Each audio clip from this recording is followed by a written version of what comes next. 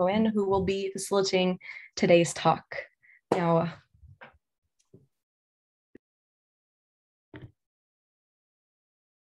on mute. Hello, everybody. Thank you, Fran, for the words, creating this space today.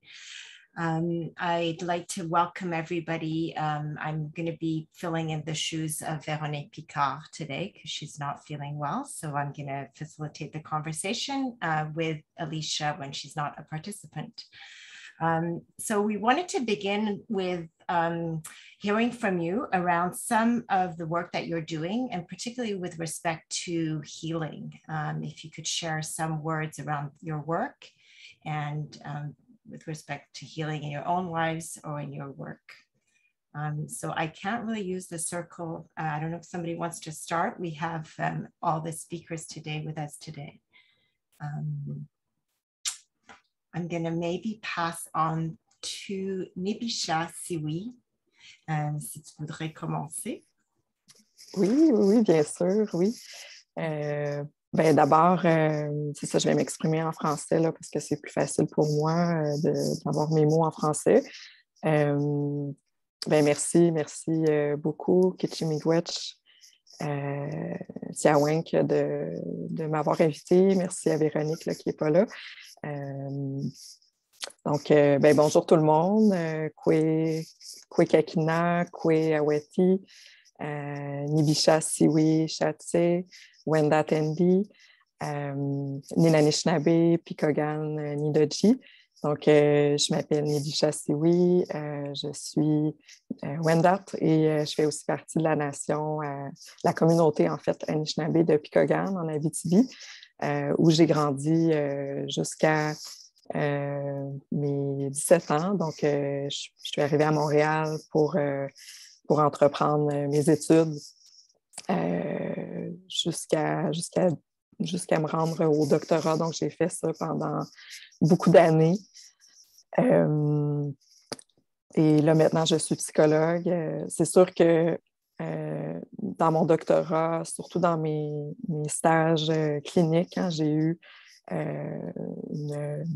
été formée plus dans des approches traditionnelles occidentales de la psychologie humaniste. C'était ce qu'à la base, j'ai toujours voulu travailler avec les Premières Nations, les Inuits, les Autochtones. Je trouvais que c'était ce qui pouvait, dans tout ce qui était possible à cette époque-là, qui correspondait le mieux là, au travail en milieu autochtone. Je ne sais pas si je vais rentrer un petit peu là-dedans là, parce que ça parle de moi, d'où je viens. Je pense que c'est super important. Mais c'est ça. C'est plus après mon doctorat, donc ou dans les dernières années que là, vraiment, peut-être à la moitié de mon parcours, là, parce que ça a été un très long parcours là, de plus de 10 ans. Où là, je me suis plus... j'ai été moi-même me chercher des approches plus basées sur les traumas complexes. Déjà, ça, il n'y en avait pas à l'université du tout, de juste parler de traumatisme complexe. Donc, on n'est même pas dans... Il n'y a rien, en fait. Il y avait rien en psycho sur ce qui concerne le trauma autochtone, les traumatismes historiques intergénérationnels. Évidemment, je n'ai pas connecté avec ça dans mes études, mais c'est vraiment de moi, personnellement, par moi-même, qui a commencé un chemin spirituel, un chemin d'aller, de parler, de connecter avec des personnes autochtones, parce que en fait, c'est vraiment le travail avec les gens que je rencontre. Donc, pour revenir, là, je travaille en bureau privé à Montréal comme psychologue, majoritairement avec des personnes de Premières Nations inuites, ce qui n'était pas le cas au début de ma pratique. Et c'est vraiment le travail avec les personnes autochtones qui m'a fait aller vers justement moi, mon cheminement aussi personnel qui avait commencé aussi avant de travailler, d'être psychologue, mais je dois dire que mon cheminement à moi, de me connecter avec qui je suis comme dans mes nations, construire un sens de moi-même comme autochtone, je dois dire que ça se passe beaucoup en parallèle, ça va ensemble avec ma pratique, avec les gens qui, eux aussi, me parlent beaucoup de ça, de leur processus de connexion, de reconnexion avec qui on est comme personne autochtone. Donc, je voulais mentionner ça un peu parce que c'est là un peu mes bases là, ben, je pourrais continuer aussi, là, mais je veux pas m'étendre tout de suite là-dessus. Puis c'est ça, je travaille aussi dans des communautés Anishinaabe, pas ma communauté d'appartenance Picogan, mais deux communautés qui sont très proches, la communauté de Kitchizakik puis la communauté de Lac-Simon. Donc, j'ai commencé la relation avec Kitchizakik a commencé, ça fait plus de 10 ans, là, peut-être 2009, quand j'ai fait ma thèse là, de doctorat qui a porté sur la résilience des familles Anishinaabe. Puis, cette relation-là c'est jamais terminée, puis je pense qu'elle va toujours se poursuivre. Mais j'ai dû interrompre parfois mon travail, donc j'ai recommencé à connecter plus avec Kitchizakik quand on m'a demandé de venir intervenir dans la communauté en 2014. Donc, j'ai fait un 2-3 ans avec eux à ce moment-là. Ensuite, j'ai dû arrêter pour terminer mes études, puis je suis retournée depuis peut-être depuis moins d'1 an, en fait, dans un autre contexte de crise. Donc là, maintenant, je partage mon temps et le Lac-Simon aussi, là, en tout cas, il y a eu j'y allais en temps de crise, mais là, vraiment, j'y vais à chaque mois pendant une semaine. Puis c'est ça, je travaille aussi avec différents organismes autochtones là, depuis le début, surtout femmes autochtones du Québec, Montréal, Autochtone et Montréal. Beaucoup aussi avec le Centre d'amitié autochtone de Val-d'Or. Donc, on me demande là, pour être présente comme personne soutien, pour animer des retraites, des rassemblements, tout ça, avec d'autres personnes autochtones.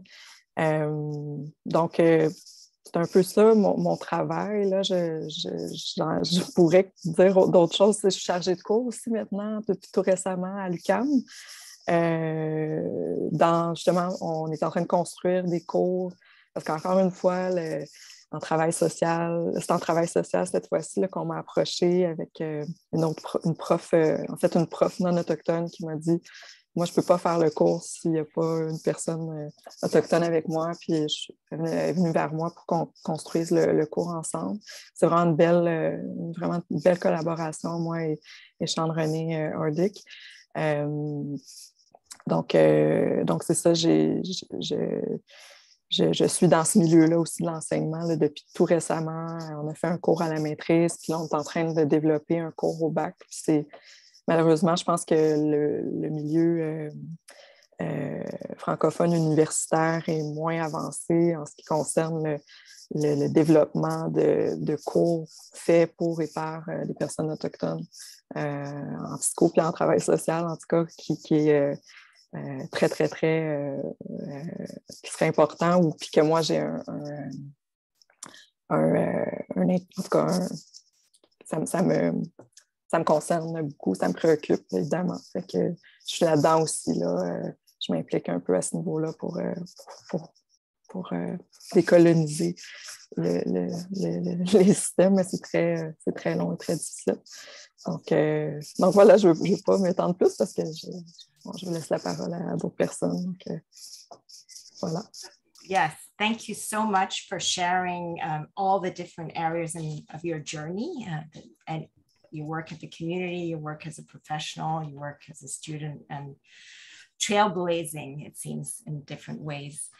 I'm wondering maybe, Autumn, would you like to share a few words around, your role and the exciting work that you've been doing recently around the Moose High Project in Bâtiment 7 and how that's connected to healing?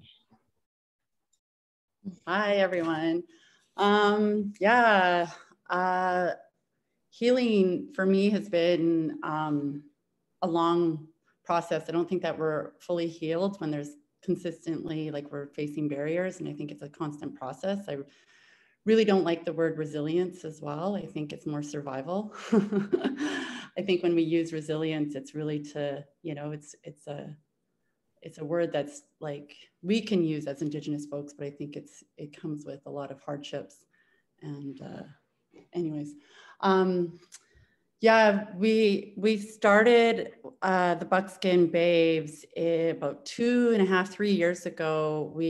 About 4 students and I got together and went and got a moose, or there was a moose that was in northern Quebec, and we decided that we would just go pick it up. And so I'll give you just a little bit of context from my own research. I went back home in 2016-17 to my traditional territory, which is in Montreal Lake Cree Nation, but I went and stayed in my sister community and went up to the trap line and learned some survival skills alongside with some like trapping and netting fish, medicine picking, working with elders. And a lot of that was reconnecting to the land and reconnecting to exactly what we're talking about, to that healing process of why I left in the first place. And also there was no economic, opportunities for me there. I came from a very abusive family. So I really had no choice but to leave. So I kind of bounced around from house to house from different reserves.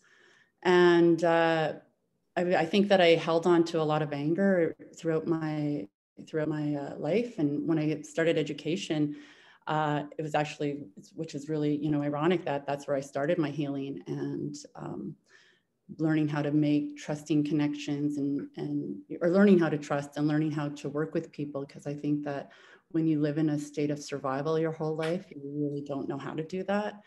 So it was like a long process for me. And when I came back from going home, it was a real, I like to say, it renewed my spirit, and it brought me back to my spirit. And which is also not an easy thing to do, right? It's, like you're connecting, it's not just about identity, it's connecting to self. And when I came back to Montreal, started again, in the academic world and doing that fast forward and blah, blah, blah, blah, blah. You guys all know it. But still really trying to ground myself in the work that I was doing, and why I wanted to go back home, and why it seemed like there was such a disconnect between education and land-based classes. So that kind of leads us to where we are now. I started my master's at Concordia University in the individualized program. And it's really to look at like, what are the gaps and what are we missing? And I found a lot of the things that, like, for me personally, it was, like not connecting to community and to outside community. And, like I had a really, as much as I love First People Studies program, a lot of the questions that came out of that program was, what is this going to give us? Like, what are we going to do with this knowledge? Are we going to go back home? Are we going to keep in, like as an urban space? Like, what is it that we're wanting from this? So when the opportunity arose for the land, or for the moose hide, it was like, well, we can't go out to the bush. Like, I live in northern Saskatchewan. It's almost impossible for me to go back to Saskatchewan yearly with 2 kids, and I'm a single mom. So I was like, let's bring the bush to us. Let's do some urban tanning. And initially it started off with my aunt, who I've been working with closely. Like, she's a knowledge keeper, a land defender in northern Saskatchewan. So it was this reciprocal, like she would come down here and we would like offer honorariums, but also that she would not just gift us the knowledge of tanning hides, but like teach us medicines, and but also kind of making networks between other nations, so we had like the Métis community, we have Ganegehaga, we have Algonquin. So it was really coming together within this urban space and working alongside settlers to, they really took a step aside for us, and just really was like, they weren't involved in any of the organizing, any of the decision making, but they supplied so much, not just care, but like any like materials and space and land, and really stayed out of our way, but also we would engage in, you know, we'd facilitate some like conversations about what land back means. We worked with Press Start, which is this youth driven initiative. It's an arcade that's part of B7, and they're like, sorry, I'm like, I'm going too fast. Anyway, so we started working with them, and it was like these like different youth that were like, well, what can we do? What can we offer? How can we support? So they ended up, you know, offering babysitting services for us, like for the parents, so that we could work. And, you know, they would come in and the kids would still be involved, but, you know, being outside for kids 8 hours, it was like, okay, they wanted to go inside, they would go into the arcade.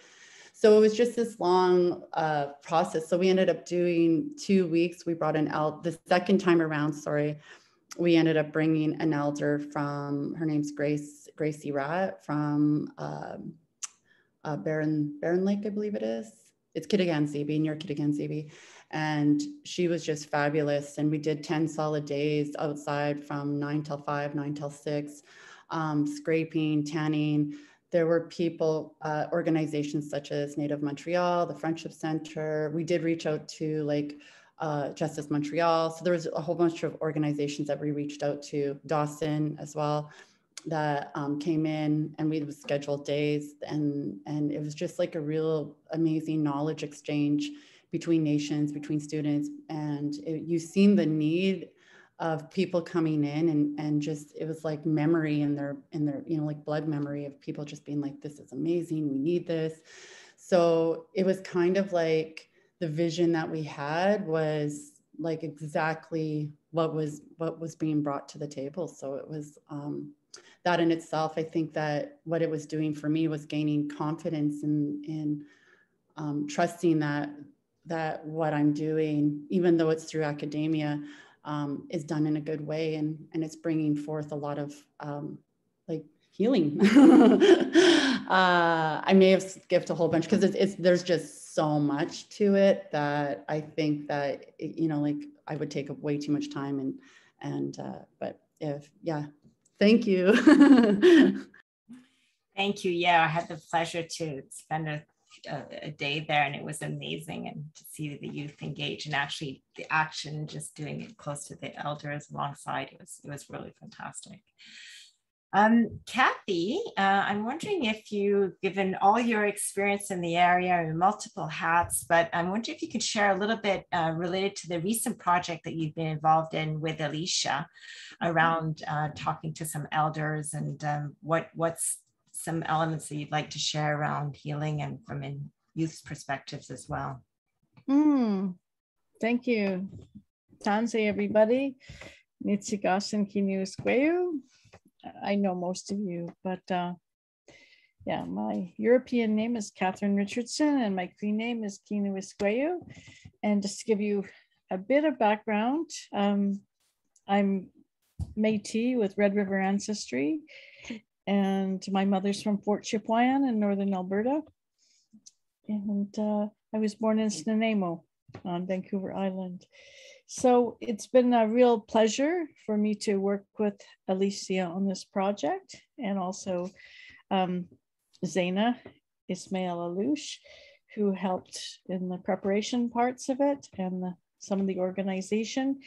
And so I would say that my philosophy around the healing momentum or healing practice, it's kind of like the web in a dream catcher. And I just want to catch a whole bunch of people, and we're all in this web together. And that's it. Like Nibisha said, it's dealing with disconnection and connection and reconnection. And I really think that healing is about reducing isolation and becoming surrounded and blanketed by people who care about you and who love you and who are in community together. And so that's my philosophy, and my approach to research is really, I would say, anti-colonial nowadays. Let's just get it out there. I think we should be mentoring all the time young Indigenous students, people like Autumn, and this wonderful work that you're doing. It's just been such a pleasure to watch your growth and strengthening over the years, Autumn. And you probably think, oh, like, I don't feel it, but I can see it. And, you know, your kids are growing. You've done such a good job. And so coming that we're all together in this web is really strengthening. And so I'm in there with Alicia and trying to hand over, like, how should we do this? What do you want to do? Like, I have a vision. I know the good people that I want to invite from here and there. My own spiritual training, aside from my own family and Métis values, was the sun dance. And that connects me with Plains Cree and Lakota processes that I went through in the, you know, in the prairies. And so we identified people that we thought were fabulous, and not all of them could come. But in our little circle, we invited Joseph Natauhau. We invited Mary Catherine Popple from Inuit Greenland, who couldn't make it. Donnie Ricky, a Maori healer from Aotearoa. She got up in 3 a.m. to be with us. And of course, our locals, we had Vicky Boldo. We had Mo Clark. I can't even remember everybody. And our beautiful leader, Charlie Patton from Ganawage, and giving the Thanksgiving address beautifully, like Fran just did for us today. So we had a day-long process, and it was really the engagement of youth with the elders and asking them a few basic questions like what is healing to you? How do you approach this? What is it about? And, you know, sharing all these answers about being our connection to everything, to the natural world, to the snow that's falling, you know, even the stones have souls. And one of our processes was that the young or new researchers interviewed the elders over the past year, make transcriptions. Veronique was involved as well, and others. Elise, Kenna, Juliet, and they made transcriptions, and then we were going to just publish these as straight up articles in first person. This is what the healer said, but the journal that we approached, they wanted them in like academic third person. So it was a real mind game to write this and translate it all into third person. Like, so the author is writing about themselves as if they're someone else. And Elisa helped with all these. It was a really fabulous job. So we published a special edition journal with all the conversations, you know, the healers and the young people, and trying to document everything. So we have a publication, and then we had the full day conference, and we brought in a few youth, and they would engage with the elder that they had interviewed and written with or about. And yeah, we have that recording, and we're going to make some smaller films of the exchanges and just see, you know, what the next phase is. We had planned to meet all in person, you know, on the land here, and invite some students from Concordia to come and engage, because it's all about learning, right? Everyone has a different cultural perspective and location, and different medicines that are important and sacred and healing. So we were going to bring that all together. Instead, we had to do it on Zoom, but I'm happy with how it went. We're creating these virtual sacred spaces where we can come together and talk, and maybe we can't actually feel each other in the same way, but I still have my smudge bowl and I can smudge the people in the Zoom. So that's what it was about.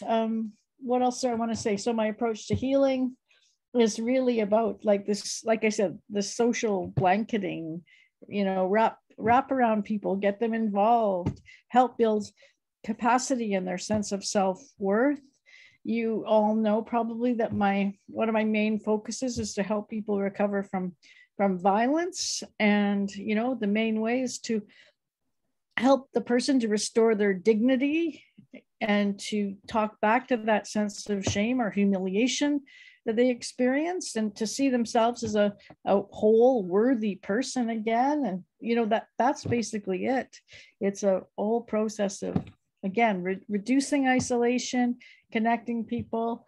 And so yeah, I was really happy to work with Alicia, and I guess this would be a good time to hand it over if you want to talk about it now, Alicia. Thank you. Yeah, I'd love to hear also like where you've heard all these elders and talking about healing, like what has it meant to you and where are you going with that? Because I think you have some plans also, interests for future graduate studies that focus on healing and... Yes, thank you. Thank you. I just want to say, first of all, I'm just honestly so honored as well to be amongst these incredible people here today and to be able to even share, and just thank you so much for having me. Just, I guess, a little bit also context in myself as well. So my name is Alicia. I'm Ganyigehaga. My family's from the community of Ganawage, as well as I am Chilean. Majority of my life, I grew up actually in the town next to Ganawage. Always being close, at least to my family, to kind of come back. And without going too much into, we can do this over hours on our own personal journeys as well. But I think especially for myself, I think maybe what started really like my own healing journey was really the moment when I started learning Ganyigeha. I think especially in like being able to get this opportunity, and really that really started my journey, and also as well as like connecting, especially with my family, with my roots. And that was really what started all for me. And especially with the people who were there helping teach me, who were absolutely amazing, and who obviously it is still also as well a continuous process. And I'm also not at the level of Fran to be able to recite the Ohondu Gariwadekwa, which I hope to one day get to that level. But it's also something that's super important to me, and I feel that is going to be a continuous journey. And I think also as well, like, Nibisha said, it's going to be continuous. It's going to keep going, and, this process kind of continues. But through there, I had gotten the opportunity to connect a lot more. I had moved more to Jojage, to Montreal, and worked a lot more with the urban Indigenous community. I had worked for Native Montreal for 3 years, working through several programs around language, around culture, education, children, which had also given me the opportunity after to then continue more on the research aspect and a lot more like community kind of research. And especially with like my first project with Cathy, which was not healing, but which was on a project called Frida, which is also still ongoing, but had been put on pause because of COVID. Which really was around Indigenous approaches to violence, and where I got to sit amongst absolutely amazing women who worked in Montreal, who were all Indigenous from different communities, different nations, to share their approaches to violence. And a lot of this as well was resistance and healing, which I think all of it kind of intertwines and encompasses it all. And we were going to be gathering 50 people from... It was going to be at least minimum 2 people per nation here in Quebec, but it went from 2 to 10. So we had 50 people that were going to be coming to join us when COVID had hit, which is really unfortunate, but it's still something that we find super important to, bring. And then after that, I got the opportunity to be joining Natasha for the Youth Research Network for the Indigenous stream, and work really with as well Indigenous youth, and work especially with like our Indigenous youth community committee, and then have the opportunity as well to work with Cathy on our Indigenous Healing Knowledges project, which was super important. I think also all of these they've been amazing experiences as well in my own healing journey. And I think especially maybe more in context with like the Indigenous Healing Knowledges project, that was an amazing opportunity that I'm so grateful that Cathy was able to give me, even in just like as well, interviewing some of these people. I had worked more closely with Charlie Patton, as well as Donnie Reiki, and Marie-Catherine Popel, who I helped a little bit more on the background. But just seeing the diversity as well in their approaches, which was absolutely amazing. And just like in examples of like Donnie Riki, who especially her article was like half in Maori and then half in English. And just the fact of being able to bring that into also more of an academic article I found was absolutely amazing. And also with Charlie, the majority of his article, we really focus a lot on, especially bringing his words, and a lot also of, you know, really I took a lot of his words and with him together, you know, that was the main focus of it. And it really was going into, you know, what he was saying and the importance of all these things. And even he's talking a lot about the importance, you know, storytelling, of harvest, of even just the teachings, you know, said in the Ohandu Gariwadeko are just really the creation story, and really bringing that forward. And as well as Marie Catherine, who brought a lot more of her like social work background, and as well more in terms of sharing, I guess, more the story of her people in Greenland, because I think there were like no articles done about the Inuit in Greenland. So it's very much putting that at the forefront, and especially the huge impact of colonialism, I mean, on all these people, but especially in Greenland, and how they're still kind of working to rebuild. And I think especially for myself, it was an absolutely amazing journey to work with these people and to be able to hear each of their words and even the songs that they shared. And especially at our event, I wish we could have been able to do it in person.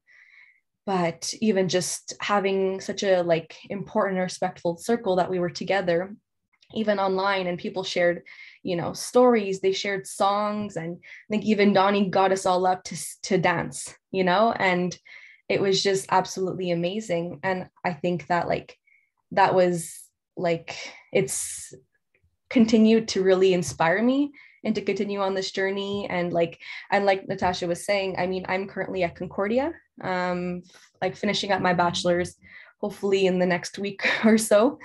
And then wanting to pursue my master's, more around like language reclamation as a journey towards healing. And because I think it's so important. I think, and obviously all these aspects are going to be incorporated in all of this. But I'm really excited to like go forward with that, and hopefully also continue my own journey in really learning Ganyageha. But it's just been an amazing experience working with all these people. And I'm looking also really forward to continue to work with incredible people. And that's why I'm so glad as well to have you all here, and to even just hear, you know, your perspectives and your work that you're doing. And it's absolutely amazing. And so yeah, I think that's all I'll say now, to take too much space. But now, thank you so much. Thank you, Alicia. We can't wait to see how you're going to continue with all this amazing work. Fran, I wonder, as an elder who's supporting youth and the community, and I wonder if you would like to share a few words about the role that you play and what healing has meant in your work. Okay, so I'll share. Currently, right now, I'm working at John Abbott College as the Indigenous Student Resource Coordinator. Prior to that, I worked in adult education, First Nations regional adult education. And prior to that, for many, many years, I worked as what we would call a Segregatianist worker at KSCS. And as in that role is where I really was able to share our culture and working in the area of healing. What we did was we built the first healing program in Gahnawaga, and what it was based on was our culture, our creation story, sweat lodge, fasting, medicines.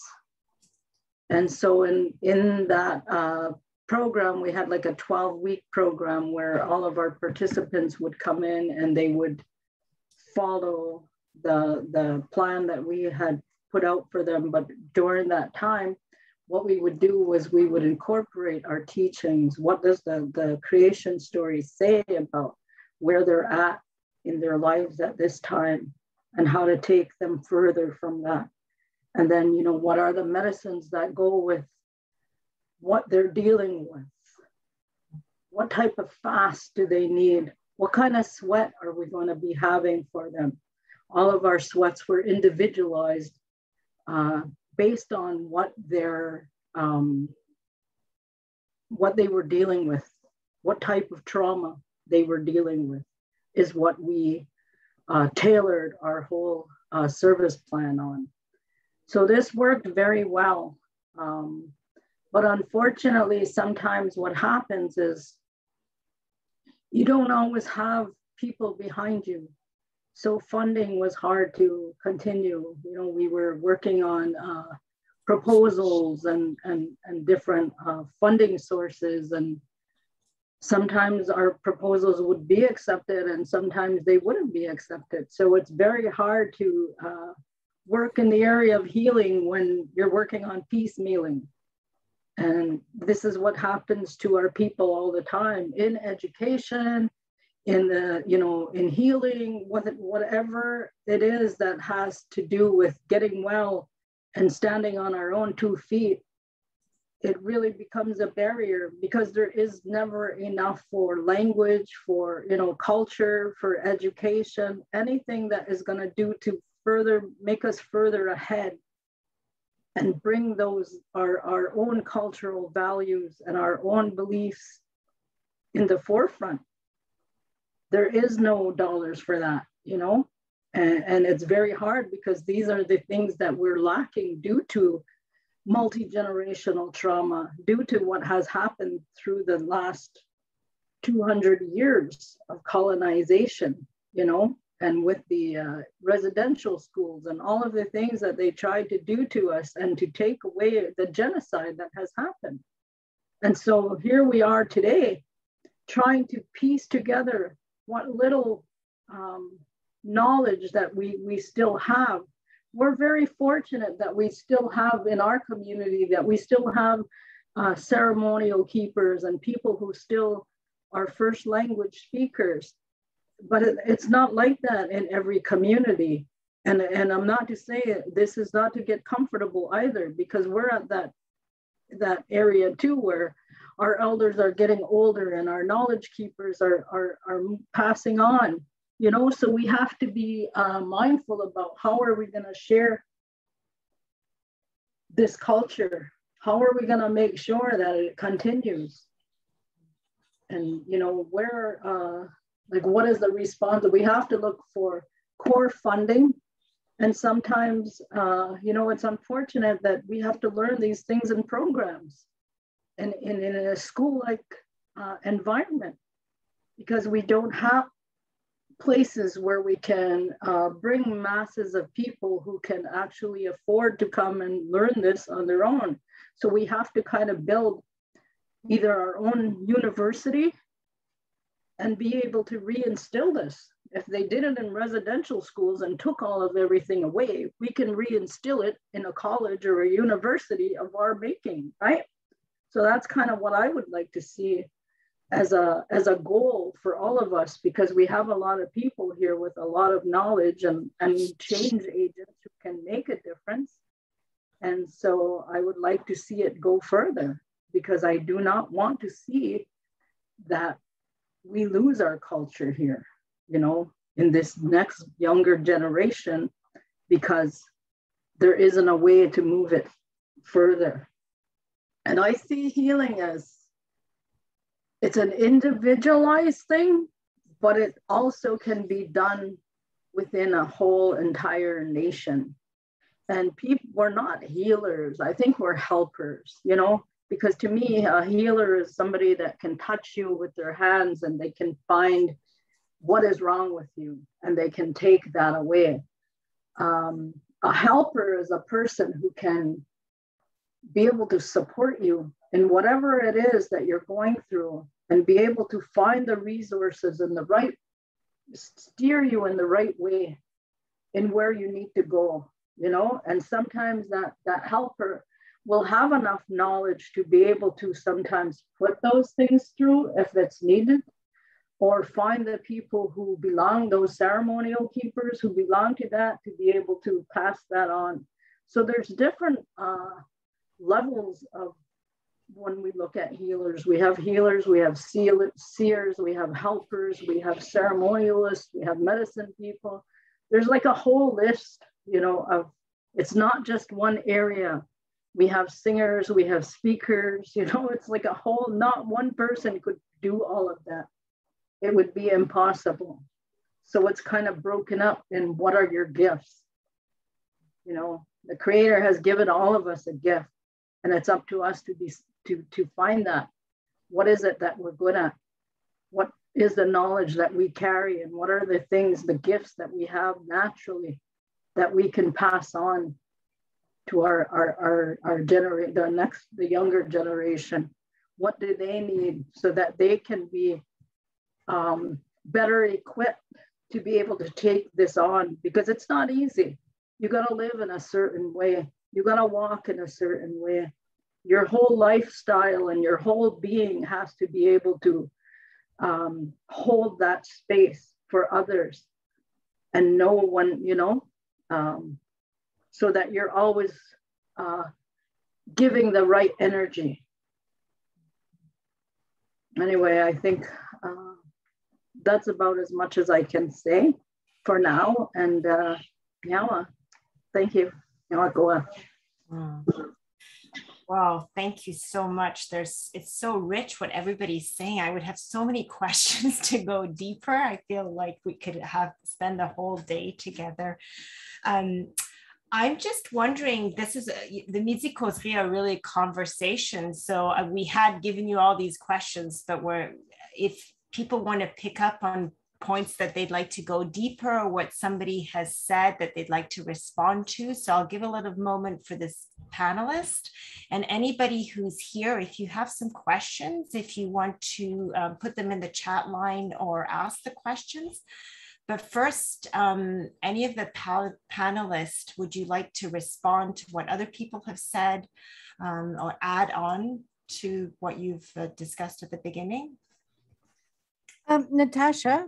Yeah, Cathy. I have to go at one, so I would just like to respond to something that Fran said, if I may. Mm-hmm. And that is, I think it would be wonderful to have, you know, like an Indigenous university, or even an Indigenous cégep or college, whatever you want to call it.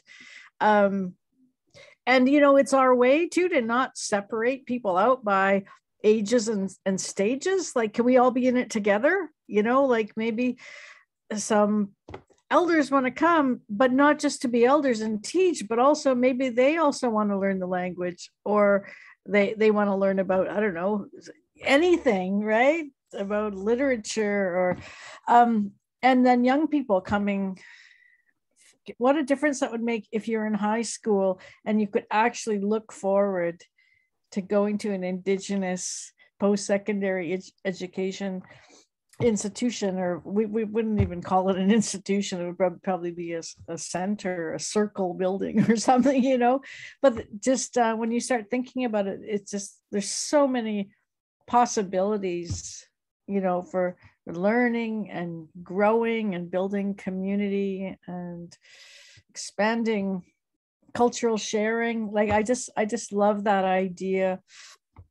And I just wanted to say too that I'm really inspired by everyone that shared today. Everyone had something really important to share, and all their gifts. And it's just so wonderful to see people at different stages of the journey, you know, like creating space for the new ones and young ones to come and take over these roles that we have, because we need the next generation. And you ones like Autumn, you're preparing your kids to come in and, you know, take you over after you. And so we got to keep this cycle going. So yeah, I just love that idea. Why? And you said it so brilliantly, Fran. Like they taught us all this stuff in residential school, and so we can teach a whole bunch of new things, like bring back old things that we value and cherish, and add new things to it, like bring our cultures into the future. So I just love those ideas, and I'll probably just be slowly exiting in about 5 minutes. So it was a real pleasure to be with you all today. Thank you, Natasha, for inviting me. Yeah, well, let's work on that. Je ne sais pas, Nibisha, si tu voudrais rajouter quelque chose. C'est comme... Oui, j'en reviens pas qu'il soit déjà presque 1 heure, là. C'est incroyable.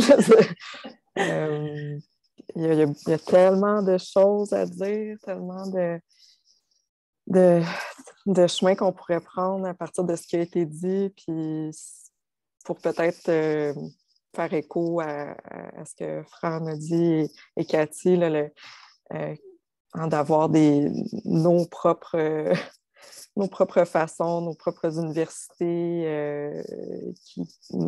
D'ailleurs, il y a le cégep Kiona là, qui existe à Odanak. Mon petit frère en a fait partie là, longtemps là, de ça. Puis je pense qu'il y a tellement de jeunes justement qui sortent de là, grandis, puis qui se sentent juste appartenir. Hein. C'est vraiment ça, en tout cas pour moi, puis pour beaucoup de monde, c'est de sentir qu'on est ensemble là-dedans, qu'on a chacun notre place, puis qu'on fait tous, c'est ça, qu'on fait partie du même, je sais pas comment le dire, là, mais du même tout, hein, l'holisme, hein, qu'on est toutes interconnectés. Puis c'est ça qu'on a besoin, je pense, en tout cas comme personne autochtone à Montréal, par exemple, hein, de se connecter ensemble. Fait que juste des événements comme ça où on entend d'autres personnes qui font des choses similaires à nous, qui sont aussi autochtones, ça fait tellement du bien. Puis c'est inspirant. On a aussi besoin de ça, je pense, de beaucoup d'inspiration, de mouvement, justement, pour aller vers soi puis vers nous comme peuple autochtone, là, d'entendre des histoires, justement, comme celle qui a été nommée, ce que vous faites, Cathy, Alicia et Autumn, c'est vraiment... ça m'inspire, puis je trouve ça... c'est de ça dont on a besoin, puis on dirait que il y a tellement de couches d'obstacles là, dans notre société mais il faut aller vers ça, puis il faut le créer, puis il faut toujours, justement, on est beaucoup dans cette bataille de un peu... mais c'est le sens de ma vie, de notre vie, je pense, là, d'aller vers ce qu'on est, puis ensemble. Ouais. C'est ça, j'aimerais ça, j'aurais pu continuer à discuter longtemps avec vous. Là. Je trouve que ça a passé bien trop vite. C'était incroyable. Yeah. Great. Yeah, no, I think that's the conversation. We can have more conversations. I think it's just the beginning.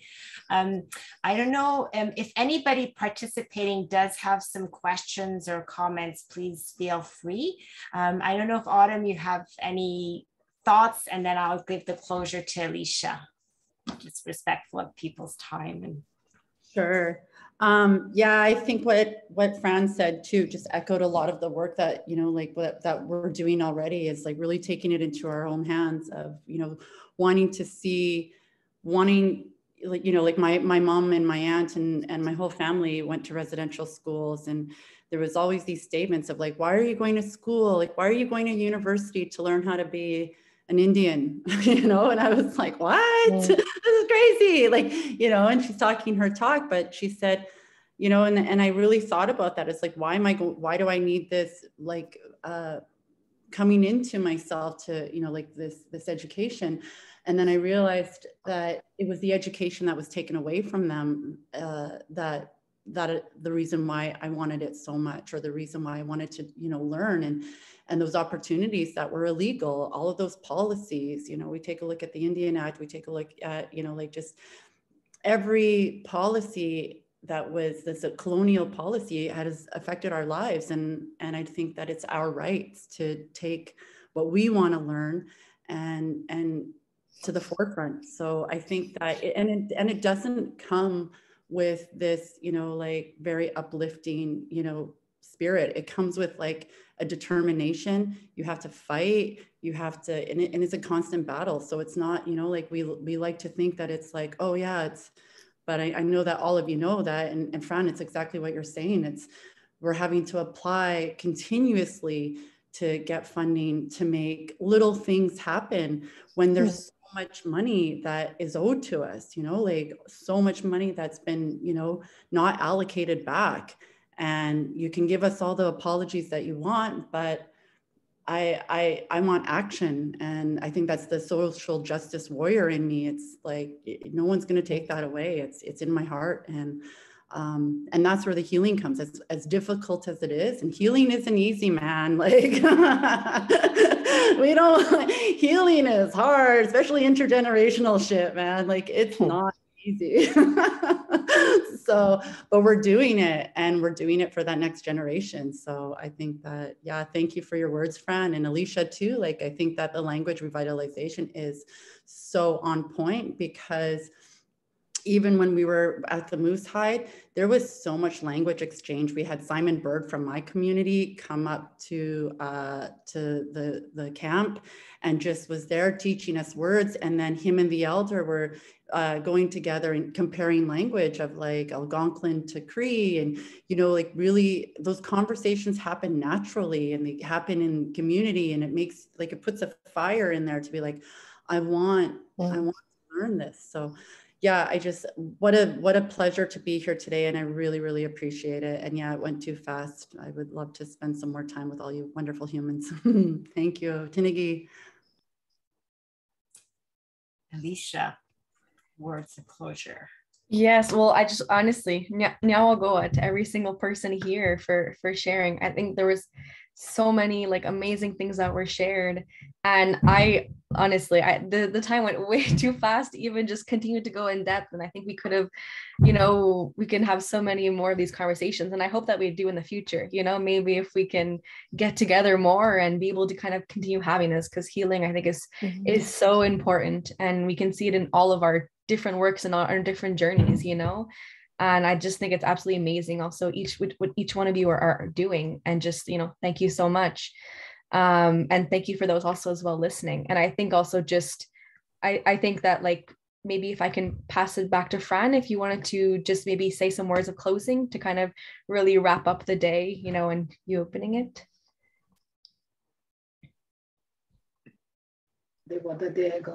Ona ngeri wan hodo ne ogat kaniza nepsi agemon hodungo nepsi hondo say one hodo ne what got kaniza. So I opened the meeting, so I need to close it. We can't leave it just open. So what we ask again is for everybody to put your minds together and to think about these elements. And because the way it's been explained to me is that everything in this Ohondagarda Wadekwa, everything that we give acknowledgement to is what keeps us alive here. And if there was any one of those elements that no longer existed, that we as a people would no longer exist. And that is what, you know, we depend on all of these elements. And we don't take it for granted that they're going to be here tomorrow. And so we acknowledge them, especially when we look at climate change and things that are, you know, out of our reach, and how we need to keep our minds in a good way and look at what we can do to make changes. Every single one of us is an Indigenous person. We have that responsibility to the land and to the animals and to all of creation. So, you know, to be reminded of that also, it is our responsibility.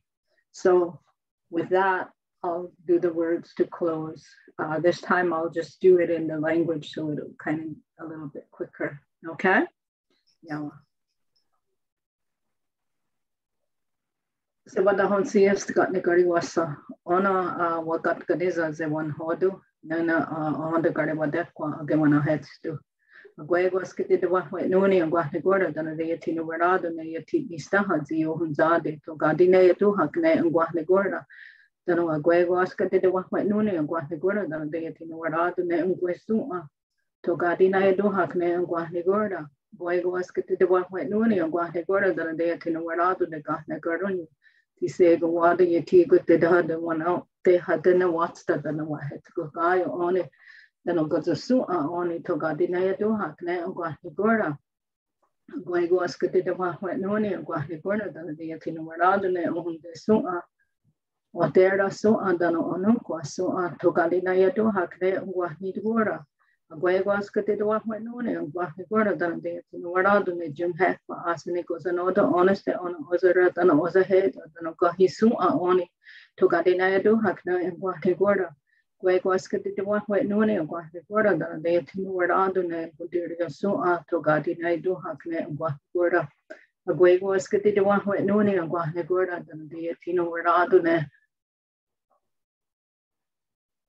Over the su'a dano garunda su'a oni togadina yado hakne guahne gorda Guaigo askete de wahwe noni guahne gorda dana de yatina warado ne oti nuwa su'a togadina yado hakne guahne gorda Guaigo askete de wahwe noni guahne gorda dana de yatina warado ne oti ta gu'a oni togadina yado hakne guahne gorda Guaigo askete de wahwe noni guahne gorda dana de yatina warado ne Yowera rajas oni Togadina yado hakne guahne gorda Guaigo askete de wahwe noni guahne gorda dana de yatina warado ne yotsito Yotisa toga di weras togadina yado hakne guahne gorda Guaigo askete de wahwe noni guahne gorda dana de yatina warado sidena warado ne subati achakana kakarakwa oni Guaigo askete de wahwe noni guahne gorda dana de yatina warado ne Yeti sota asunta ne kagarakwa oni tugadene do hakne guahne gorda Guaigo askete de wahwe noni guahne gorda dana de yatina warado ne yoti stokwarone dana vit karo yade tugadina do hakne guahne gorda Guaigo askete de wahwe noni guahne gorda dana sidena warado ne ize sungwa disungasas tasarawana ne so ayera ona wakeri one hodo nuwa one izera de doga atena also get gorha is again is what the sudro I got in ne to hakne guahne gorda yawa goa lewa guaigo yeah yawa everyone ona giveaway Amazing. Have a great day. Thank you. Thank you. Bye. Bye-bye.